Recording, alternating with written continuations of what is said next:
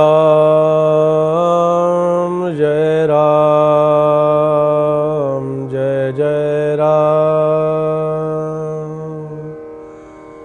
श्री राम जय राम जय जय राम।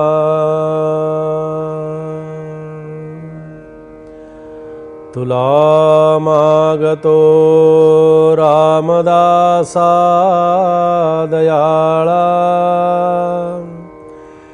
दिना कारणे देई आता कृपाळा। घडो भक्ती तुझी असे त्वा करावे, समर्था मला पूर्ण वैराग्य द्यावे। श्रीराम समर्थ श्रीराम। भगवद्वचनी अविश्वासे, ऐसा कोण पतित असे। भगवद्वाक्या विरहित नसे, बोलणे येथीचे श्रीराम। श्री समर्थांच्या ग्रंथराज दासबोधातील पहिल्या समासाचं चिंतन आपलं सुरू आहे। या पहिल्या समासामध्ये समर्थांनी सर्व ग्रंथांच्या संमतीनं भगवद वाक्य वचनाचा आधार म्हणून नवे भगवद वाक्य वचन म्हणूनच आपल्या समोर ठेवली आणि हे वचन देऊन सांगितलं, नुसतं असं वरवरचं सांगितलं नाही।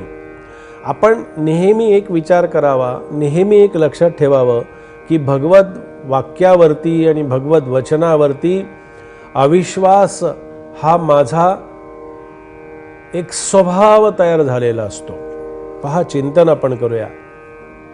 भगवद वाक्यावरती विश्वास ठेवण्यासाठी मला प्रयत्नपूर्वक साधन करावं लागतं। अविश्वास न सांगता जोडला जातो, विश्वास मात्र जोडावा लागतो। तसं प्रपंचाच्या बाबतीत घडत नाही, व्यवहाराच्या बाबतीत तसं घडत नाही। व्यवहारावरती आणि प्रपंचावरती, भौतिक विषयांच्यावरती, विषय वासनेवरती प्रेम जोडावं लागतं का? प्रेम लावावं लागतं का? त्याच्यासाठी प्रयत्न करावे लागतात का? त्याच्यासाठी खूप काही कष्ट घ्यावे लागतात का? नाही, सहज। आणि मग आम्ही असं म्हणतो की ते सहज होतंय हो। अहो, पण ते सहज होतं ते खोटं आहे हो, ते खरं नाही हो, ते बरोबर येणार नाही आहे, ते बरोबरही नाही, बरोबरही येणार नाही। मग ते बरोबर, जे बरोबर नाही ते बरोबर आहे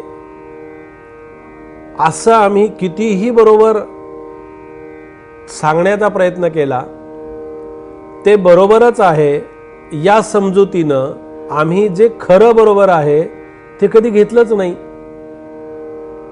खोट्याची संगती धरू नये, खोटे ते खोटेची खोटे, खऱ्यासी तगेनात बालटे समर्थ म्हणतात। खोटं जे असतं ना ते खोटं त्रिवार खोटं असतं। आपण म्हणतो ना अगदी त्रिवार सत्य, हो त्रिवार सत्य खरं आहे, पण ते त्रिवार सत्य आम्ही स्वीकारत नाही, ते त्रिवार सत्याची आम्हाला जाणीव होत नाही। म्हणून समर्थांनी इथे असं म्हटलं की भगवद वचनी अविश्वासे, भगवद वचनावरती अविश्वास असणारा। इथे आता समर्थ हातामध्ये कुबडी घेऊन विचारतायत, आवेशपूर्ण सुंदर अशा प्रकारच्या शब्दामध्ये समर्थ विचारतायत की भगवद वाक्यावरती, भगवत वचनावरती अविश्वास दाखवणारा पतित कोण आहे, मला एकदा बघायचं आहे।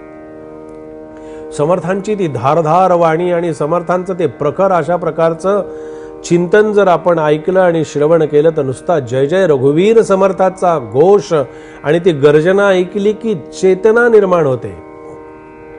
मेलेलं राष्ट्र जिवंत होतं आणि अशा राष्ट्राला जिवंत करण्याची शक्ती ज्या जय जय रघुवीर समर्थच्या गर्जनेमध्ये आहे, तेच स्वतः समर्थ असं म्हणतात की या भगवत वाक्यावरती अविश्वास असणारा कोण पतित आहे, मला एकदा बघायचं आहे, मला एकदा त्याला पाहायचं आहे। भगवत वचने अविश्वासे, ऐसा कोण पतित असे, भगवत वाक्या विरहित नसे बोलणे येथीचे। भगवत वाक्याशिवाय इथलं एक बोलणं नवे एक शब्द सुद्धा मी अवांतर इथला इकडचा तिकडचा कुठलाही घेतलेला नाही. आणि असं असताना सुद्धा, असं लिहिलेलं असताना किंवा रामानी माझ्याकडून अशा प्रकारचं चिंतन करून घेतलेलं असताना सुद्धा जर एखादा हट्टापायी, एखादा अविश्वासापायी, एखाद्या कुठल्या तरी विकल्पापोटी जर याच्यावरती काहीतरी अश्रद्धा आणि अविवेकानं काही बोलत असेल तर त्याला त्याची जागा दाखवावी लागेल, त्याला त्याचं कुठंतरी स्थान दाखवून द्यावं लागेल. कारण भगवत वाक्य आणि भगवत वचन जे असं असतं ना, ते एकदा ते भगवंत वचनावरती आपण त्याच्यासाठी काय करावं, त्याच्यासाठी काहीतरी करावं लागतं. काय करावं तर आपण कोणाचं तरी होऊन राहावं लागतं, आपण कोणाचे तरी आहोत या भावनेपोटी जगावं लागतं. आणि मग कोणाचे आहोत, एक ते त्या गुरुचे तरी आहोत किंवा त्या देवाचे तरी आहोत. असं जगा, असं जीवन जगा की मी कुणाचा तरी आहे, मी कुणाच्या तरी पोटी जन्माला आलोय ना. प्रत्येक जण तो काही असा काही मूर्तिमंत आकाशातून स्वर्गातून असाच्या असा तो खाली आलाय का, तर नाही. मी कुणाच्या तरी पोटी जन्माला आलेलो आहे, मी कुणाचा तरी पोटातून उदरातून जन्माला आलेलो आहे. मग मी कुणाचं तरी होऊन राहायला पाहिजे की नाही. मग मी एक तर गुरूंचं तरी होऊन राहावं किंवा एकदा देवाचं तरी होऊन राहावं. दोन आपल्याला पर्याय पण दिलेले आहेत. देवाचं होऊन राहायचं असेल तरी हरकत नाही, फक्त देवाचं होऊन राहा, देहाचं होऊन राहू नका. गुरूंचं होऊन राहा, गुरुगुरूंचं होऊन राहू नका. कारण गुरुगुरु करणारे गुरु अनेक आहेत हो. अनेक ठिकाणी अशा गुरूंचा सुळसुळाट आपल्याला पाहायला मिळतो. पण खरा गुरु जो आहे तो आत्मज्ञान आणि तत्वज्ञानाच्या परिभाषेशिवाय अन्य कोणतंही वचन आम्हाला सांगत नाही आणि शिकवत नाही. त्याला गुरु असं म्हणतात. आणि त्या गुरूंची आम्हाला प्रचिती घ्यायची असते. म्हणून समर्थ म्हणाले, भगवत वचनावरती अविश्वास दाखवू नका. भगवत वचनावरती अविश्वास दाखवणारा खऱ्या अर्थानं तो पतित असतो. म्हणजे पतित याचा अर्थ असा की जो भगवत वाक्यावरती अविश्वास ठेवून स्वतःच्या जीवनात आणि चैनीचा आनंद तो घेत असतो, असा कोणी पतित असेल तर त्याला समर्थ सांगतात की बाबा रे, हे भगवत वाक्य आणि भगवत वचन जे आहे, हे भगवत वचन हे भगवंताच्या मुखातून आलेलं वचन आहे. आणि या भगवंताच्या मुखातून आलेल्या वचनावरती अविश्वास ठेवू नको, अश्रद्धा ठेवू नको, अभक्ती ठेवू नको. तिचे भक्तीनं त्याच्याकडे पहा, श्रद्धेनं त्याच्याकडे पहा. असाच हा समर्थांचा समर्थ उपदेश आपण या ठिकाणी श्रवण केलेला आहे.